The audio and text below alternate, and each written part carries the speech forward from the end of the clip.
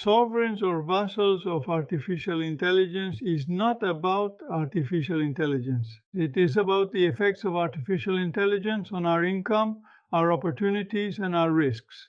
It is about our lives. We will start with a prerequisite. We cannot see what is happening and therefore analyze it if we are judging it. Let's consider, how many times have you watched someone else take advantage of an opportunity that you could have taken? Maybe you didn't have the means, maybe it didn't interest you. That's not the point. The point is that you didn't even see it. Or what happens more often, you saw it but you didn't really see it, not because it wasn't there, but because instead of seeing, you were judging. We could turn to theory, but let's look at one of many real stories instead. A story about a man who arrived in a foreign country, barely speaking the language, with no money and a destroyed factory. Something happened on that trip, because when he returned home, he built one of the greatest industrial empires of the 20th century, not because he was more intelligent than anyone else, but because he could not judge what he saw. He could only observe, and that difference changed everything. The year is 1945. The Second World War has just ended. The industries of almost every country lie in ruins, except those of the United States, at the helm of the great U.S. corporations, were those who had entered the workforce during the Roaring Twenties and survived the Great Depression. They had lived through the hard years. They knew exactly how business worked. They knew what made sense and what didn't. They knew, above all, how to judge. And what they saw in the streets they did not like, not just in the streets, in their own homes and their neighbors. A new generation of young people, more relaxed, louder, less careful with money. What did they know about real life? They judged them. They called them rebels without a cause. That was the moment a Japanese manufacturer arrived in the United States. His factory was destroyed. He had no market. His entire world had collapsed, as is happening now. He had two options: give up or fight, just like us. In Japan, people needed food before anything else. They were not in the market for furniture. He traveled hoping to find someone to do business with, hoping to start over, and he could only see. And one of the things he observed was groups of young people hauling enormous console radios into their cars. These were massive pieces of furniture, wooden cabinets housing an AM radio receiver and a record player, heavy, bulky, difficult to move. The only smaller alternative that existed sounded terrible. There was an obvious need in a large and growing segment of the market, obvious to anyone willing to see it. The executives of the major companies of the era lived alongside those young people every day. They saw them, and they judged them. The Japanese manufacturer could not judge. For him, everything was strange, everything was new. So he looked. The Japanese furniture workshop, destroyed by the war, with no market and no resources, was called Sony. It became the world's leading manufacturer of audio equipment for several decades. The US executives were not stupid, they were experts. They knew exactly how their industry worked, what was possible and what wasn't, what made sense and what was a waste of time. That knowledge was their blind spot. They believed they already knew what there was to know. They lacked the humility of the Japanese manufacturer, who didn't know what was happening, who didn't understand, and who was therefore willing to see and to adapt. When we have moral authority or intellectual authority, we already know what should happen, and we stop seeing. And when we stop seeing, opportunity passes right in front of our eyes and goes unrecognized. This is not a story about Japan or the United States. It is a story about what happens when the world changes, and we keep looking at it through the criteria of the previous world. And today, right now, We are living exactly that. A great number of people complaining while working for a world that no longer exists. Let's bring this down to earth with some numbers. Goldman Sachs published an estimate: artificial intelligence will likely automate tasks equivalent to 300 million full-time jobs or more. McKinsey projects that between 2030 and 2060, half of today's work activities will be automatable with technology that already exists today. What will that proportion look like if we factor in the technology that will be developed next year or next decade? We are not talking about a distant future. We are talking about processes already underway. We can look at the numbers from another angle. A programmer working with AI produces 2 to 4 times more code per hour than one who doesn't. A lawyer using AI for research completes in hours what previously took days. A consultant delivers in an afternoon the report that used to require a team of 5 people working for a week, and so on. If one person with AI produces what 5 or 10 people produced before, the question is, what happens to the other 409? There are two possible answers. The first, the other four are superfluous, the market discards them, and the economy shrinks for everyone, including those not discarded. The second, the other four also learn to adapt and the market expands, to absorb them in roles we cannot yet imagine.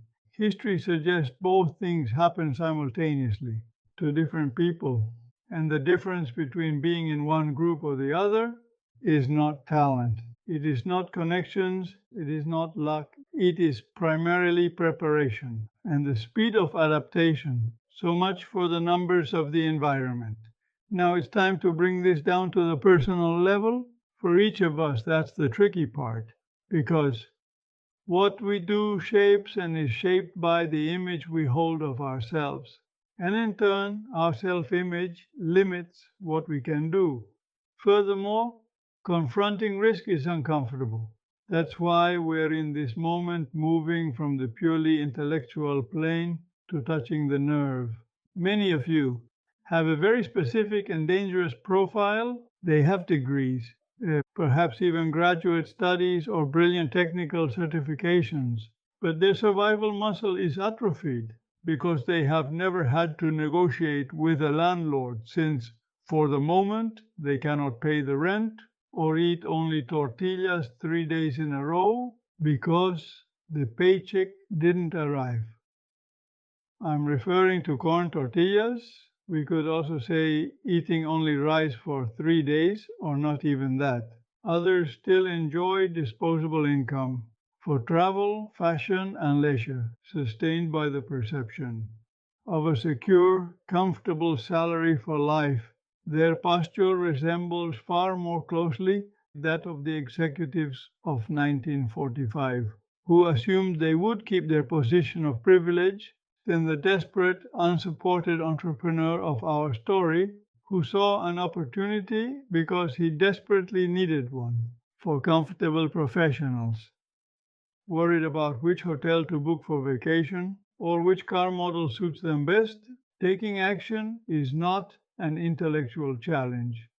They've already read enough books for that. It is visceral and emotional. They need a jolt of reality before the real world delivers one, without compassion and without anesthesia. My intention is to give a real jolt, not just an interesting analysis. There is an industry that sells peace of mind, the insurance industry.